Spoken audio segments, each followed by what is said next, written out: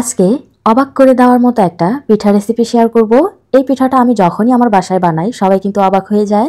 আপনিও চাইলে এই পিঠাটা বানিয়ে আপনার বাসার সবাইকে অবাক করে দিতে পারেন। হ্যালো, আসসালামু আলাইকুম এভরিওয়ান। আজকে খুবই মজাদার একটা পিঠা রেসিপি শেয়ার করব। সেটা হচ্ছে বাঁধাকপি পিঠা। আমরা শীতকালে বাঁধাকপি তো অনেক খেয়েছি, ভাজি করে অথবা রান্না করে। আজকে পিঠা বানিয়ে দেখেন, অসাধারণ লাগবে খেতে। আর এটা দেখতে কতটা লোভনীয় আপনি বিশ্বাস করতে পারবেন না। সরাসরি এগুলো দেখতে এতটা কিউট। তাহলে এই পিঠাটা কিভাবে বানাবেন চলেন দেখে নেই। রেসিপি ভালো লাগলে অবশ্যই চ্যানেলটা সাবস্ক্রাইব করে দিবেন, বেল বাটনটা অন করে দিবেন আমার পরবর্তী ভিডিও নোটিফিকেশন সবার আগে পাওয়ার জন্য। প্রথমে একটা মিক্সিং বলে নিয়ে নিচ্ছি 2 কাপ চালের গুঁড়া, 1 কাপ ময়দা, এখানে চাইলে আটাও ইউজ করতে পারেন। স্বাদ অনুযায়ী লবণ দিয়ে দিচ্ছি, অর্থাৎ 1 চা চামচ। ভালো করে নেড়েচেড়ে মিশিয়ে নিচ্ছি।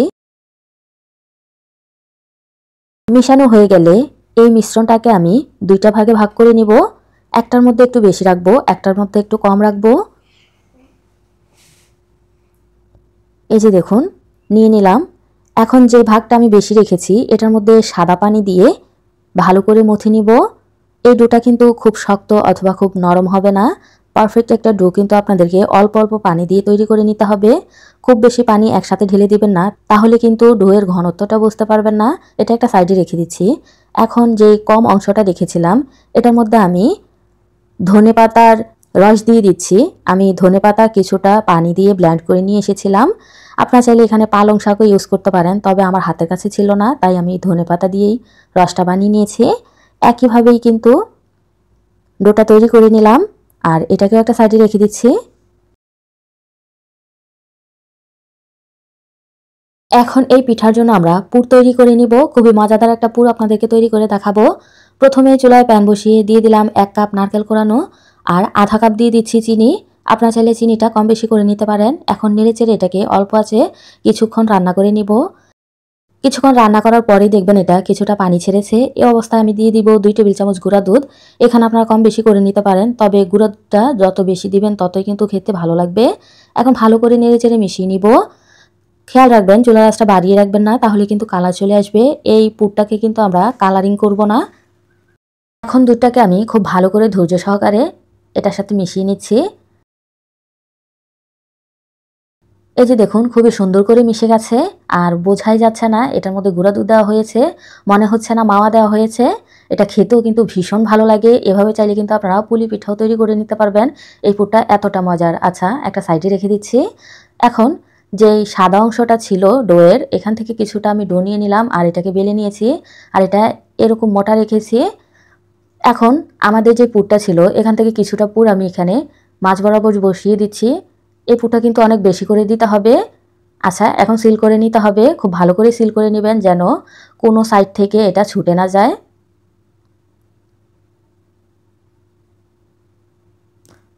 চেপে চেপে আমি খুব সুন্দর করে কিন্তু এটাকে গোল বল বানিয়ে নিলাম। এখন একটু লম্বা করে এটাকে শেপ দিয়ে দিতে হবে।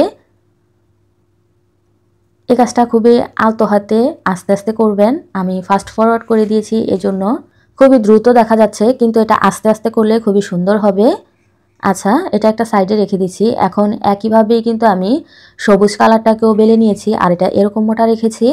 এখন একটা কুকি কাটার দিয়ে আপনারা কেটে নিতে পারেন। আমি একটা গ্লাসের সাহায্যে এটাকে গোল গোল করে কেটে নিচ্ছি। আর এই যে বাড়তি অংশটা এটা কিন্তু ফেলে দিব না, এটা দিয়ে আমি আবারও তৈরি করে নিব।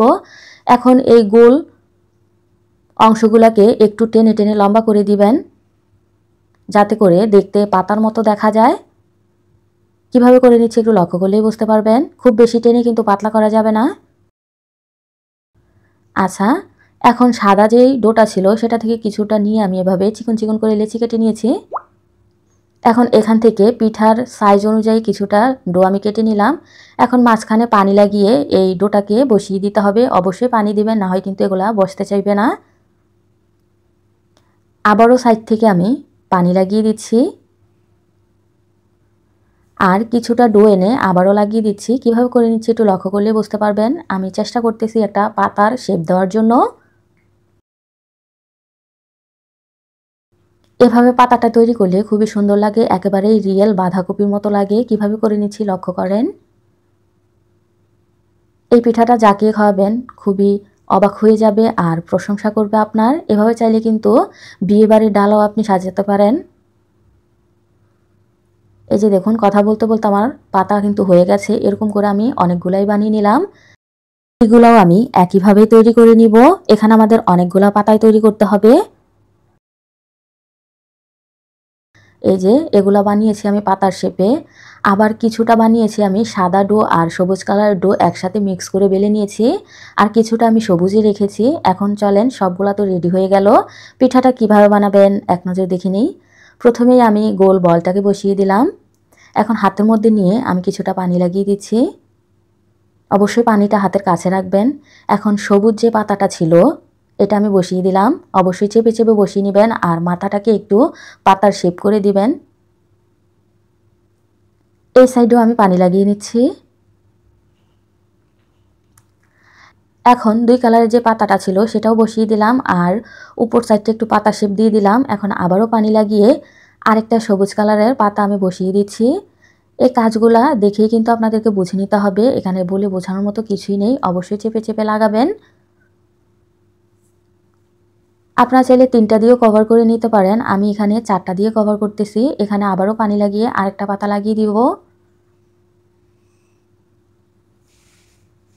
আপনার পিঠাটা দেখতে ঠিক কতটা সুন্দর হবে সেটা কিন্তু আপনার উপর নির্ভর করবে।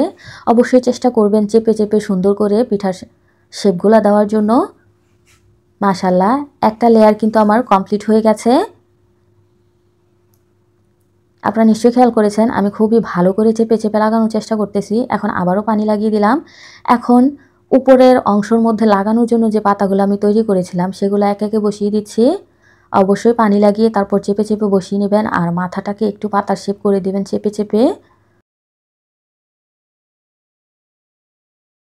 আবারও পানি লাগিয়ে দিলাম। এই যে দেখুন, পাতা বসিয়ে দিচ্ছি। এই পিঠাটা এতটা সহজ বানানো, দেখতে কঠিন মনে হলেও কিন্তু বানানো একেবারেই সোজা।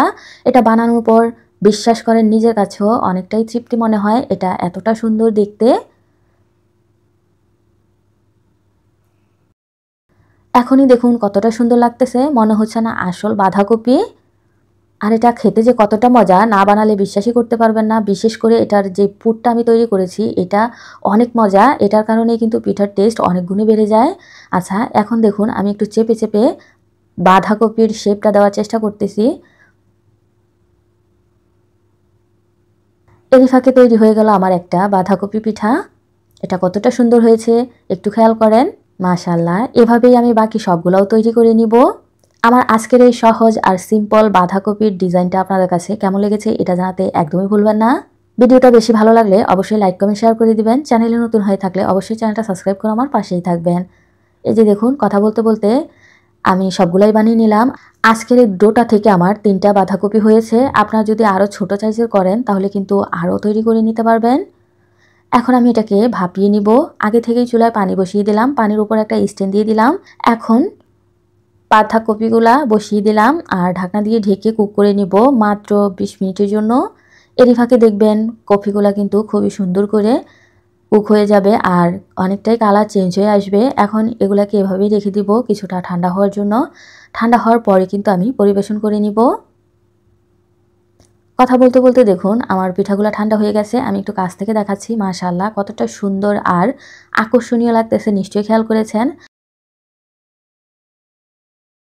মনে হচ্ছে না জীবন্ত একটা বাঁধাকপি আমি আপনাদেরকে দেখিয়ে দিচ্ছি। বিশ্বাস করেন এটা কিন্তু জীবন্ত না, এটা খাওয়ার জন্য একটা পিঠা তৈরি করেছি। একটু ভেঙে শেয়ার করতেছি তাহলেই বিশ্বাস করবেন। এই যে দেখুন, মাশাআল্লাহ, পুরে ভরা একেবারেই টইটুব্বুর এই পিঠাটা আপনারা বাসায় অবশ্যই ট্রাই করবেন। কোনোরকম কোনো কালার ব্যবহার করা ছাড়াই এই পিঠাটা যেহেতু একটা কালারফুল পিঠা, বাচ্চারা খুবই পছন্দ করে খাবে। তাই রেসিপি দেখুন, শিখুন আর আজকেই বানিয়ে ফেলুন। আজ এ পর্যন্তই। আল্লাহ হাফেজ।